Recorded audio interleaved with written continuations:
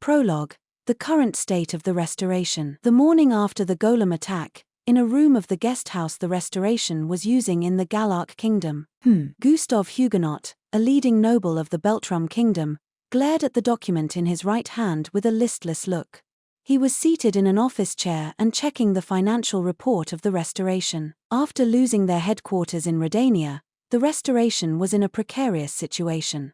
Only a few hundred members of the organization had evacuated when the Beltrum army led by Duke Arba's faction had attacked Redania, and the majority of those members were women and children. Only a few officials and soldiers had made it out with them. As they had evacuated with only the clothes on their backs, most of the Restoration's fortune had also been left behind in Redania. The only assets they had were intangible things like personnel and intellectual property. The current income of the Restoration was entirely reliant on Celia. She was donating the profits from her presentations of the sorcery knowledge she possessed to Christina. Without that, they would have been lodging in the Galark Kingdom without compensation. This isn't good. They were barely maintaining the appearance of an organization. They lacked the income to reliably continue supporting several hundred members. If this situation drags on, the members will lose morale. We need something to remind them of our momentum and justification. If possible, it would be something too impactful to argue against. Some good news would be most welcome. Declaring Princess Christina's ascension to the throne was a start. It was just the other day that Christina had dispatched Celia as a messenger to Duke Arba, announcing her intention to ascend as queen. Under the laws of the Beltrum Kingdom, a new monarch had to undergo a coronation ceremony. However, as long as they made a declaration using the regalia that proved their royal authority, they would temporarily be regarded as the legitimate king. Christina had used the regalia to declare her ascension to Duke Arba, so she was already regarded as an official queen of Beltrum. Since King Philip III was also still in power, the regal power over Beltrum was split between them. It was the birth of the first diarchy in the history of the Beltrum Kingdom. However, since Christina was currently staying outside the kingdom, she had no real power she could use. In the end, it was just a desperate last resort to buy time. With an overwhelming majority of the nobles in the kingdom belonging to the Arba faction, the legitimacy of her ascension will obviously be rejected. Duke Huguenot bit his lip and frowned at the thought of the future waiting for them. The problem was that her ascension was only temporarily regarded as legitimate. As long as the other party went through the proper legal process, they could reject Christina's legitimacy. If 3/4 of the nobility in Beltrum voted against her ascension, Christina's legitimacy would be retroactively denied. In other words, it would be as though she had never been queen at all. If the legitimacy of her ascension is denied, the justification of the Restoration would also be denied. If that happens, it won't just be a matter of losing morale anymore. Losing morale was just the beginning. At worst, it could create internal conflict, leading to the collapse of the organization itself. We'd also get a lot more criticism from the Galark Kingdom. We're already at the mercy of King Francois. A single decision could make us nomads. The other problem with the Restoration was their lack of headquarters. If they didn't retake their base, they would be unable to resume activity in their home country. They were only able to maintain their organization right now thanks to King Francois's kindness. If they ever became a detriment to the Galark Kingdom, the nobles here would oppose their stay. King Francois agreed to accommodate us because of our mutual interests. In other words, the Galark Kingdom didn't want the Beltrum Kingdom joining hands with their potential enemy nation, the Proxia Empire, while in the hands of the Arba faction. In order to prevent that, they were willing to support the Restoration in taking down the Arba faction, but, if we do not live up to expectations, they may give up on us. We need to prove there's merit to the Restoration staying in Galark. Doing so would also improve our morale. Thankfully, there was still time. Voting to deny the ascension to the throne had to be proposed at the coronation ceremony, so they had until then. We need to come up with something by the coronation ceremony. Something with enough influence to overturn our situation. There's no one better than him. The first thing that came to mind was a certain boy, Haruto Amakawa. If we can bring him into the Restoration, retrieving Redania will no longer be a mere dream. At that thought, flames of excitement lit up in Duke Huguenot's eyes. When he recalled the way Haruto had fought in the rooftop garden of the Galark castle, his heart beat like he was a young boy again. The way Haruto had fought with the golems was like watching a one-man army. No, even that would be an understatement. I want him. We need his power, no matter what it takes. Duke Huguenot longed to invite Haruto to their side.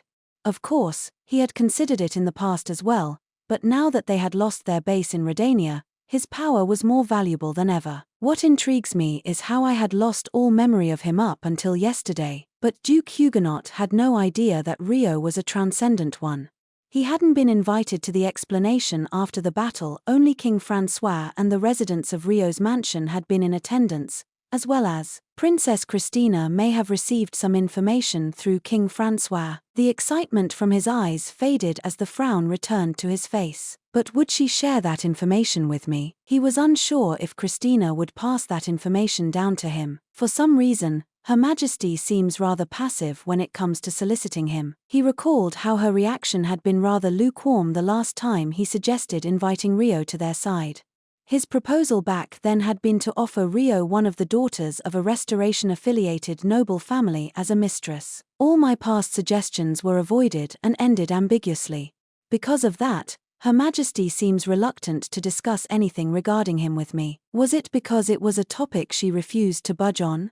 She seemed wary whenever he brought up Haruto, reacting rather questionably. Thus, Duke Huguenot had also stopped bringing up Rio in front of Christina. This was because he had stopped expecting her to do anything when it came to soliciting Rio. What happened when a human stopped expecting things from someone? They endured, they gave up, they ceased to speak to that someone. However, the situation is what it is.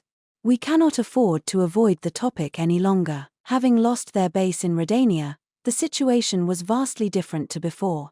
They needed something dramatic to bring the restoration back from the brink of downfall. And the key to that was Rio. I need to approach Her Majesty about gaining his assistance once more. Everything was for the sake of the restoration and the Beltrum Kingdom, Duke Huguenot privately thought with determination. Hopefully we'll be able to present an enticing offer to him. Frankly speaking, it was questionable whether the restoration was capable of offering anything worthy. In fact, the only thing he could think of was an arranged marriage with a noblewoman from a prominent family. After everything that happened this time, it's clear he has many mysteries. I'd like to have a bit more information about him.